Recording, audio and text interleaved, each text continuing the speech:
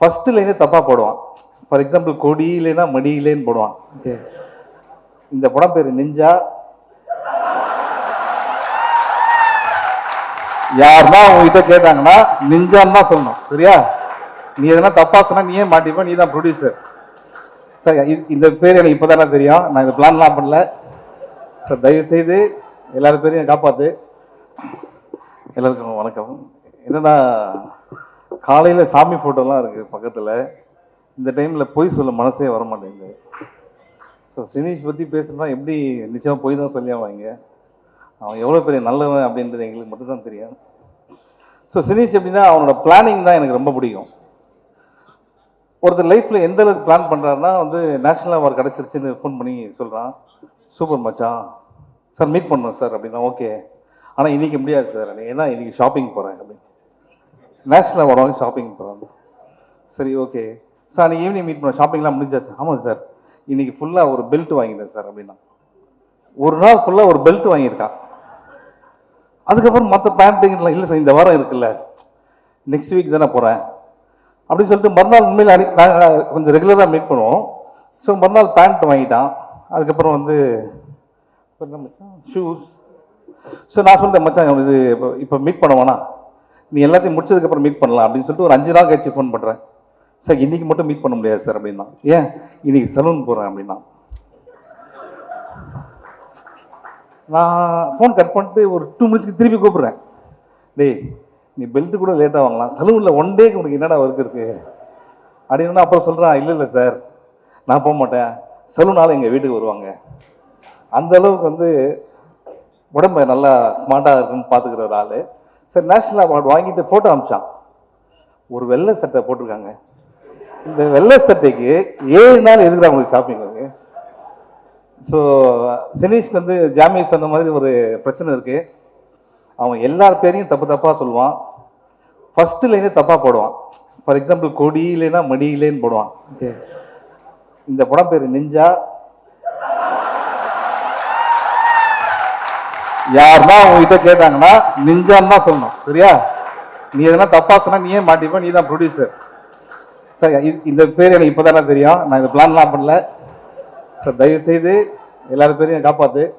But serious note என்னன்னா, Siva brother சொன்ன மாதிரி எந்த ஒரு பேக்கப்புமே இல்லாமல் வந்து இன்னைக்கு வந்து ஒரு நல்ல ப்ரொடியூசர் வந்து நல்ல படங்கள் பண்ண ஒரு பெரிய ப்ரொடியூசராக வந்திருக்கான். I'm so proud of you Sineesh. நான் உட தேங்க் வினேஷ். அப்படி கை காமிச்சிட்டேன், இங்கே வா எதுக்கு சொல்கிறேன், இங்கே வா. சினீஷ் பண்ணுறான் நீங்கள் நினைக்கிறீங்களே, அதில் பாதி இவன் தான் பண்ணுறான். அவன் தம்பி வினேஷ், சினீஷோட தம்பி வினேஷ். அவனுக்கு நிறைய டிஃப்ரென்ஸ் இருக்குது. அதில் ஒன்று முக்கியமான டிஃப்ரென்ஸ், இவன் ரொம்ப நல்ல பையன். அப்புறம் தலையில் முடி இருக்கு. Okay, so recent times we become very close மச்சான், ஆல் தி பெஸ்ட். அண்ட் இதெல்லாம் முடிச்சுட்டு முந்தைய என்ன அவன் தான் ட்ராப் பண்ணான். அப்போ என்ன சொன்னான், சீக்கிரம் ஒரு படம் பண்ணோம் சார் அப்படின்னா. அப்படி வச்சேன். பெல்ட் வாங்குறது, ட்ரெஸ் வாங்குறதுக்கு 1 வருஷம் பண்ணுறான். நம்ம கதை 28லன்றான். கிளாடியேட்டர், டைட்டானிக் அந்த ரேஞ்சில் சொல்லிட்டேன் நீ. ஓகே, இருந்தாலும் மச்சான் ஐம் வெரி ஹாப்பி. அண்ட் இந்த படத்தில் இருக்க எல்லாருக்குமே என்னுடைய வாழ்த்துக்கள். க்ரூ அண்ட் எங்கள் கூட வந்த டீமுக்கும் உங்கள் சார்பாக சொல்லிடுறேன். Sineesh, good luck from all of us. Thank you.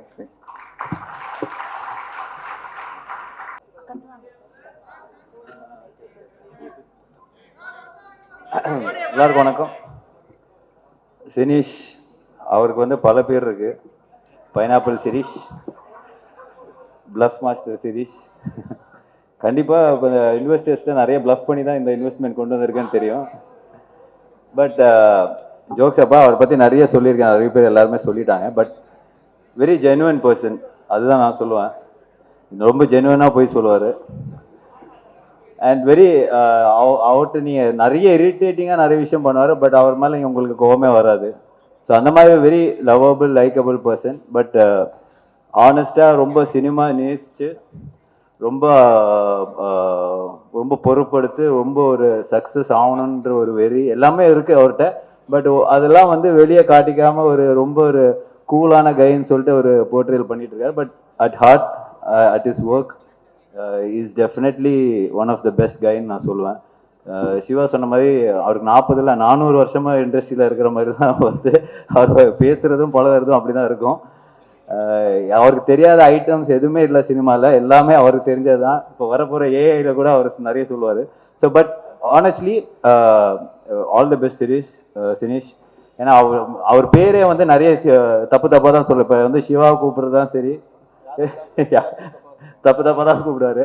So அவரே வந்து நம்ம வந்து நிறைய பேரில் கூப்பிடுவோம். So but all the best Sineesh. கண்டிப்பாக சூப்பர் ஹீரோ அண்ட் நிஞ்சா. நீங்கள் வந்து ரொம்ப நாளாக நடிக்கணும்னு ஆசைப்பட்ட போஸ்ட் நீங்கள் ரிலீஸ் பண்ணியிருக்கீங்கன்னு நினைக்கிறேன். So definitely all the best and wishing you a black Bastar success. Like கண்டிப்பாக இந்த படத்தில் பிரச்சனை எழுதி வாங்கிட்டீங்களா, நேஷனல் அவார்டு உங்களுக்கு தான். ஸோ டெஃபினெட்லி கண்டிப்பாக இந்த படத்துலேயும் definitely it's an entertainer. Definitely பெரிய என்டர்டெய்னர் சொல்லியிருக்காரு கதையெல்லாம். So it be a huge success and wishing you many more films to come like this and huge functions like this, and there will be a lot of support from all of us all the time. Take care.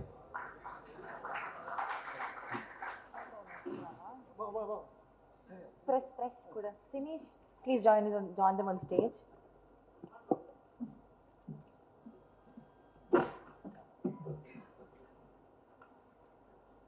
ரெண்டு நாள் முன்னாடி இந்த ஈவெண்ட்டுக்கான meeting நடந்தது. அப்போ Sineesh sir வந்து ரொம்ப எக்ஸைட்டடாக இருந்தார். என்னோட ஃப்ரெண்ட்ஸ் எல்லாரும் வர போகிறாங்க, ஒரு மாதிரி ரவுண்ட் டேபிள் மாதிரிலாம் போட்டு ஃபன்னாக இருக்கணும், ஒரு பூஜை ஈவெண்ட்டே ஃபன்னாக ஸ்டார்ட் பண்ணோம் அப்படின்ட்டு. Sineesh, you have any regrets in calling them? No. Other directors, I request you to please stay back. நம்ம பூஜை முடிஞ்சதுக்கப்புறம் ஒரு முக்கியமான ஒரு வேலை இருக்குது உங்களுக்கு. ஸோ அதை நீங்கள் இருந்து பண்ணணும். Thank you so much for staying.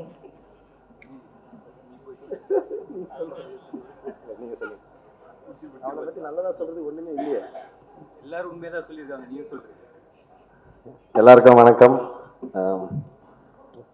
என்ன மச்சான் சொல்றது உன்னை பத்தி? சினீஷ் வந்து ஃபர்ஸ்ட் மதிச்சு கதை கேட்ட ஆக்டர் நான் தான். அப்புறம் பலூன் முடிச்சுட்டும் ஒரு கதை சொன்னான்னு நினைக்கிறேன். பலூன் படத்தை பார்த்துட்டும் உன்னை நம்பி நான் கதை கேட்ட மச்சான்.